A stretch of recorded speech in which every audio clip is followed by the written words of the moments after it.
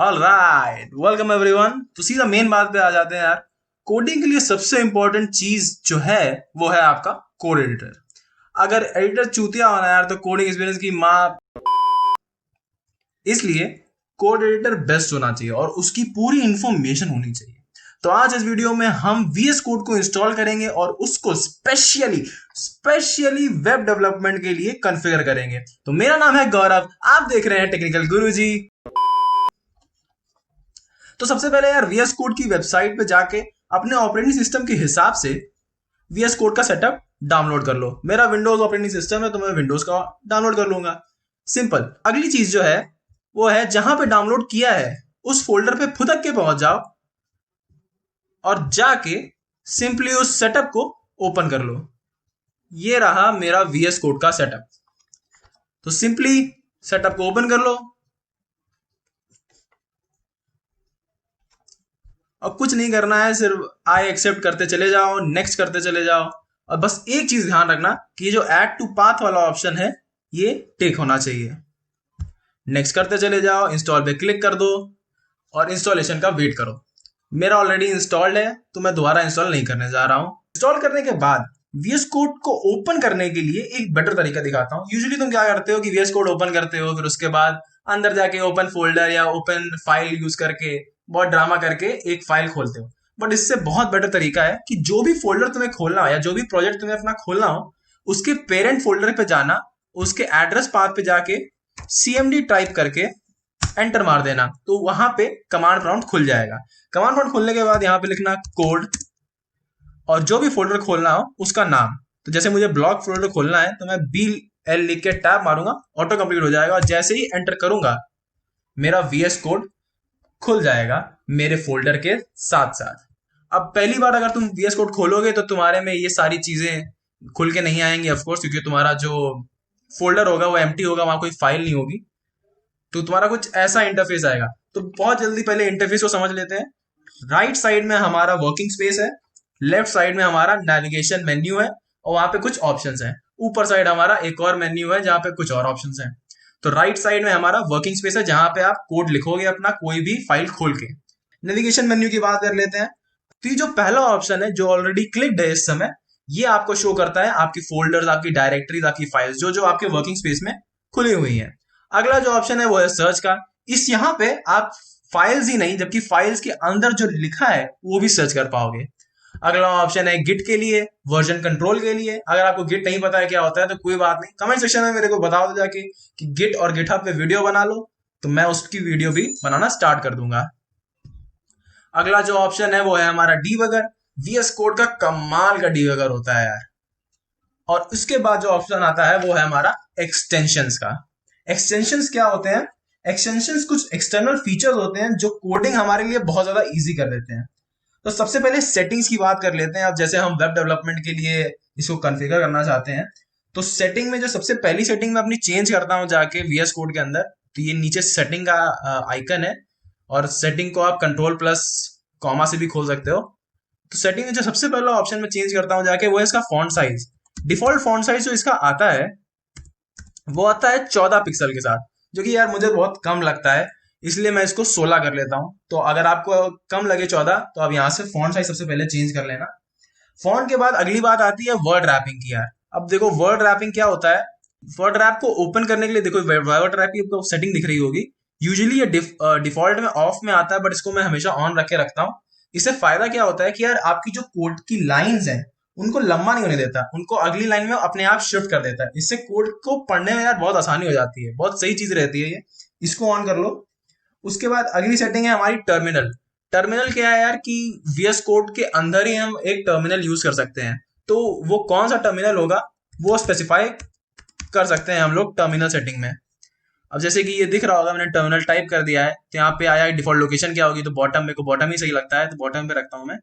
और भी सारी टर्मिनल की सेटिंग्स हैं तो यहाँ पे आप अपना कोई भी टर्मिनल स्पेसिफाई कर सकते हो। मैं CMD यूज करता हूँ क्योंकि विंडोज मेरा ऑपरेटिंग सिस्टम है तो CMD बेस्ट रहता है इसके लिए।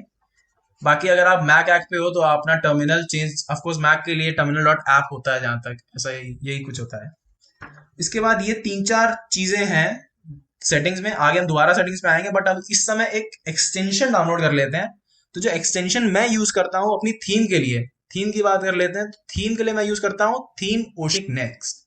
तो एक्सटेंशन यहाँ है यार, इस पे क्लिक करके पहुंच जाना और यहाँ पे सर्च कर लेना। तो थीम ओशिनिक नेक्स्ट सर्च करने पे तुम्हारे पास सारे ऑप्शन आ जाएंगे। ये वाली है वो थीम।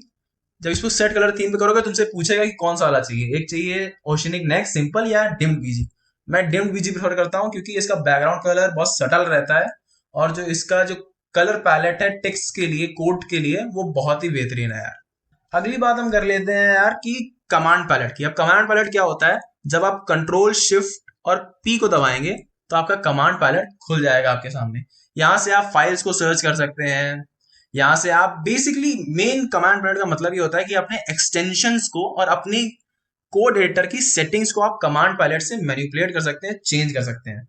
सबसे पहले जो कमांड पैलेट में मैं आपको चीज दिखाना चाहूंगा वो है शॉर्टकट कीज। तो यहाँ पे शॉर्टकट कीज लिखते हैं, तो ये शॉर्टकट कीज है। सबसे सही चीज होती है शॉर्टकट कीज में कि जितना ज्यादा आपको शॉर्टकट्स पता होंगे कीबोर्ड के, उतना ज्यादा आपको माउस कम यूज करना पड़ेगा। जितना ज्यादा माउस कम यूज करना पड़ेगा उतना ही जल्दी जल्दी आप कोड कर पाओगे, उतना ही फास्ट आप कोड लिख पाओगे। तो ये सारे कीबोर्ड के शॉर्टकट्स हैं, आप इनको ऑफ कोर्स एडिट भी कर सकते हो। और मेरे को सबसे बेस्ट शॉर्टकट जो लगता है यार वो है एक्सपैंड सिलेक्शन का, जो कि होता है शिफ्ट ऑल्ट और राइट एरो। बहुत ही सही चीज होती है यार, मेरे को बहुत पसंद है कीबोर्ड शॉर्टकट्स, क्योंकि आपको माउस कम से कम यूज करना पड़ता है, आप जल्दी जल्दी ज्यादा ज्यादा कोड लिख पाते हो। एक और एक्सटेंशन की बात कर लेते हैं थीम के बाद, जो है कि है प्रिटियर। अब प्रिटियर क्या होता है यार, प्रिटियर टाइप कर लेते हैं। प्रिटियर एक कोड फॉर्मेटर है।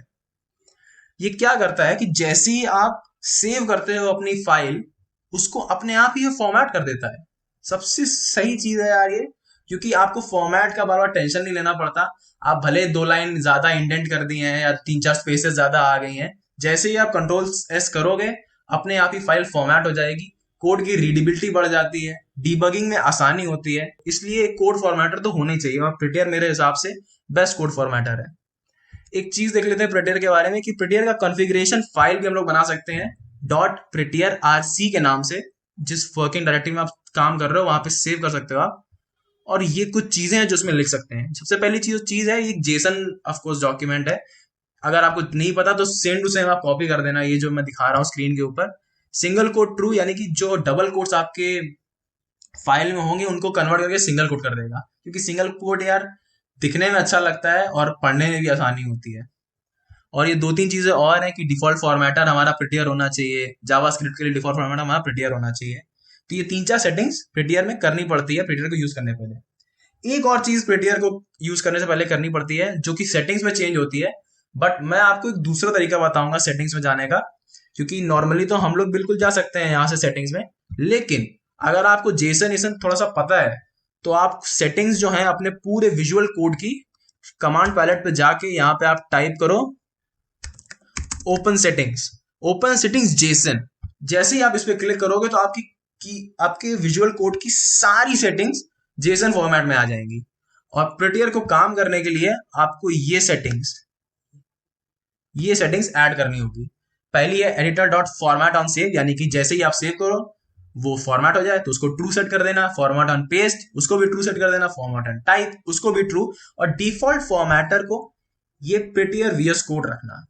लेकिन जो HTML है उसके लिए आपको ये लाइन डालनी पड़ेगी। तो क्या होगा, जैसे ही आप HTML डॉक्यूमेंट सेव करोगे वो अपने आप फॉर्मेट कर देगा। तो ये लाइन भी आप वहां डाल सकते हो। अब जैसे मैं आपको दिखा देता हूँ प्रिटियर की पावर। ये है मेरा कोई HTML डॉक्यूमेंट, हमने यहाँ पे आड़े टेढ़े दे देते हैं कि इंडेंटेशन आड़े टेढ़े दे देते हैं। मान लीजिए हम जल्दी जल्दी कोड लिख रहे थे, हमने ज्यादा इंडेंटेशन का ध्यान नहीं दिया, लेकिन जैसे ही मैं डॉक्यूमेंट सेव करूंगा सब कुछ अपने आप फॉर्मेट हो जाएगा। देखिए कितना ज्यादा आसानी होती है यार कोड पढ़ने में, क्योंकि आप कोड लिखते हो उसमें कुछ बग्स होते हैं, वापस आते हो उसको करेक्ट करते हो, तो इन सब में यार टाइम जाता है। अगर कोड अच्छे से लिखा नहीं होगा, प्रॉपरली फॉर्मेटेड नहीं होगा, तो बहुत ज्यादा टाइम वेस्ट हो जाता है। इसलिए प्रिटियर बहुत सही चीज है, होनी चाहिए वेब डेवलपर के VS कोड पे या उसके कोड एडिटर पे। अब जो है वो लास्ट बात कर लेते हैं यार HTML के एमिट एब्रीविएशन की। ये लास्ट चीज है इस वीडियो में। एमेट एब्रीविएशन VS कोड के साथ डिफॉल्ट में आता है। मैं क्या बताना चाहता हूं आपको कि अगर एमेट हमारा जो HTML टाइपिंग है उसको बहुत कम कर देता है। हम लोग ज्यादा से ज्यादा कोड कम से कम टाइम पे लिख पाते हैं। जैसे मैं यहाँ पे एक फाइल बना लेता हूँ abc.html, और अगर मैं यहाँ पे HTML लिखूं तो देखिए मुझे एमेट अपने आप ही सजेशंस दे रहा है कि आप क्या पूछ रहे हो, नॉर्मल HTML चाहते हो, HTML5 चाहते हो, HTML XML चाहते हो। तो हम लोग HTML5 पे टैब पे क्लिक कर देते हैं और सारा स्केलेटन अपने आप ही बन जाता है। एमेट का अगले चीज देख लेते हैं कि अगर आपको कोई टैग यूज करना है, मान लीजिए मुझे हेडर टैग यूज करना है, तो मैं सिर्फ हेडर लिखूंगा और मैं अपने आप ही मुझे सजेशन मिल जाएगा, और जैसे मैं टैब पे क्लिक करूंगा हेडर आ जाएगा। अगली चीज देख लेते हैं, मुझे टैग के साथ अगर क्लास भी देना है तो मैं टैग का नाम लिखूंगा और उसके बाद मैं डॉट करूंगा और उस क्लास का नाम दे दूंगा। जैसे मैं क्लास दे देता हूं इसको ABC, और वैसे ही मैं टैब करूंगा अपने आप ही क्लास एट्रीब्यूट मुझे सेट मिलेगा। तो ये बहुत सही चीज होती है, बहुत ज्यादा टाइपिंग हम लोग की ईजी हो जाती है। एक और चीज देख लेते हैं, अब मान लीजिए एक फुटर एलिमेंट ले लेते हैं जिसका ID मुझे सेट करना है, तो मैं हैश करूंगा और XYZ और टैब, अपने आप ही ID सेट हो गया। अगली चीज देख लेते हैं, एक लिस्ट बना लेते हैं जिसका एक अनऑर्डर्ड लिस्ट ले लेते हैं और जिसका क्लास होगा लिस्ट, टैब ये आ गया। उसके बाद LI जिसका क्लास होगा लिस्ट आइटम। अब मुझे 6 LI एलिमेंट चाहिए, क्योंकि आप लिस्ट एक वर्ड की तो लिस्ट नहीं होगी ना, लिस्ट तो लंबी होगी। तो मैं क्या करता हूं, और मुझे यूनिक भी चाहिए, तो मैं डॉलर को यहाँ पुट करूंगा और तब मैं लिखूंगा कि एस्ट्रिक 6 यानी कि मल्टीप्लाई बाय 6। जैसे ही मैं टैब प्रेस करूंगा ये देखिए 6 मेरे पास LI एलिमेंट्स आ गए हैं, list item 1, list item 2, list item 3, list item 4, list item 5, list item 6, ऐसी क्लास करके। तो यार ये एमेट एब्रीविएशन का ये फायदा होता है कि आपकी कोडिंग HTML की खासकर बहुत ज्यादा फास्ट हो जाती है। So guys, this was the video for configuring VS code and installing VS code for web development only और web development in speciality.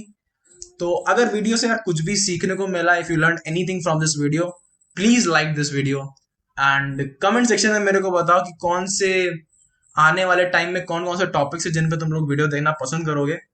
And really thank you for watching this video and music